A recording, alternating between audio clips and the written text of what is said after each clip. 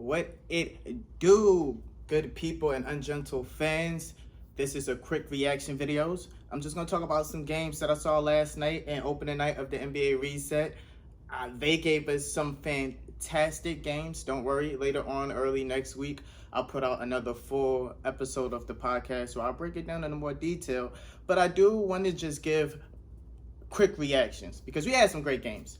First of all, let's go with the opening night games when we had Utah versus New Orleans. Um, I almost hit that one on the nail. For those who didn't recall last podcast episode, I said that New Orleans and the Lakers will win. I ended up splitting opening night. New Orleans gave up a damn near 30-point lead. My key to that game was Zion Williams. I said if he plays, that they would win. When he did play, he only played 15 minutes. He was completely dominant, scoring 13 points, went 6 for 8. And in the whole, the Pelicans look really good when he's on the floor. Brandon Ingram had some flashes that I was really excited for. I still think he needs to be a little bit more efficient to become that next step. He was seeking to be that closer in that game. It didn't really work out for him, but I like the fact that he wants to be that guy. And the more he puts himself in the situations of that role, the better he will get. On the other hand, for the Jazz, that game went exactly how I thought it would, which is why I picked against them. They were great defensively for the majority of the game. They struggled offensively at times. They go through these spurts when they can't get a bucket. But what I was really excited about Donovan Mitchell down the stretch. And in that fourth quarter, near the end of the fourth quarter, he completely took over. I think at one point he scored or assisted on like 10 straight points and set up the game winner with a mean crossover dish to Rudy, who got fouled and he hit both the free throw shots. So game one was thrilling, entertaining, and the same thing for game two in that Lakers game. LeBron ended up hitting the game winner. AD dominated all night. The Clippers would not go away. What intrigues me about that game is the Clippers did have two key players off their bench missing in Lou Williams and Montrezl Harrell. Mind you, that's like 38 combined points off the bench right there. So for the Clippers to still hang in there and almost pull it out shows good promise for me. The Lakers pulling that out shows good promise to me on both sides. So it's not really one bad takeaway I can take away from that game. AD was the man that night. He dropped like 36 points, had like 8 boards. LeBron's defense in the end also was the man in him hitting the game winner. First two games were great.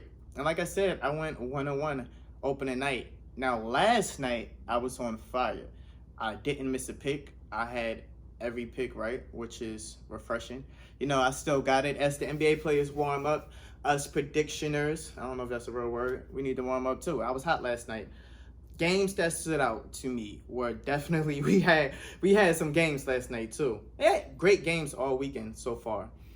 But the Boston-Milwaukee game definitely stood out. I think Boston hung in there. They showed a lot of promise.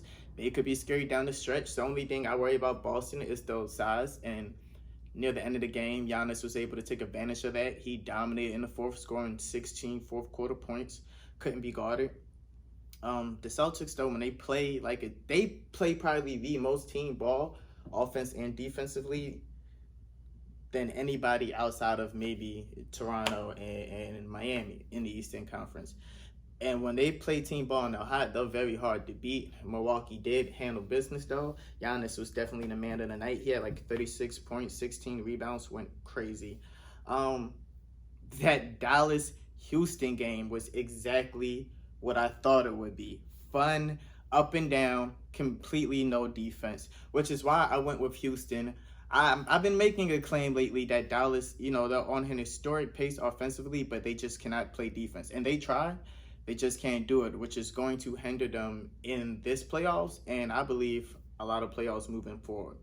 Because it's one thing when you're trying to outscore your opponent, like those old Golden State teams, but it's another when you want to outscore your opponent and literally not play defense at all. And I think the Mavericks might be the worst defensive team outside of Washington in this bubble. But it was fun watching it. 2 out of the top 3 offenses go head to head. That was a fun game. James Harden was absurd. He dropped like 20-something points in the first quarter. Ended up with 49. Darn near posted a triple-double. Kristaps Porzingis went crazy too. He dropped 39. size, the Rockets could not match up with the size of Kristaps as expected. And they didn't really care if he went off. They wanted to make sure Luka didn't go off, which he didn't. I mean, he still put up some numbers. He had a triple-double. It took him 20 shots to get like 27 points. It wasn't as effective as inefficient as Luka usually is. Other guys stepped up for Dallas, though. Trey Burke went crazy, dropped like 31 points, was hitting everything. And I was just wondering, as a Sixers fan, where has that been? Even though he didn't get too much burn on our squad, so I can't really fault him for that. All in all, last night, the Spurs end up pulling it out like I predicted. The Suns end up pulling it out against Washington. Today, we have some more games on the docket. I am excited for this Sixers game. The Heat are in the process of destroying the Denver Nuggets right now.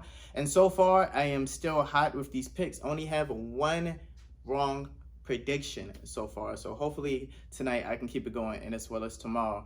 This was just a quick vid, checking in. Hopefully you guys are watching this game. Let me know what you think so far about the NBA reset. We've been having some great games. And until then, like, subscribe, and I'll see you guys soon.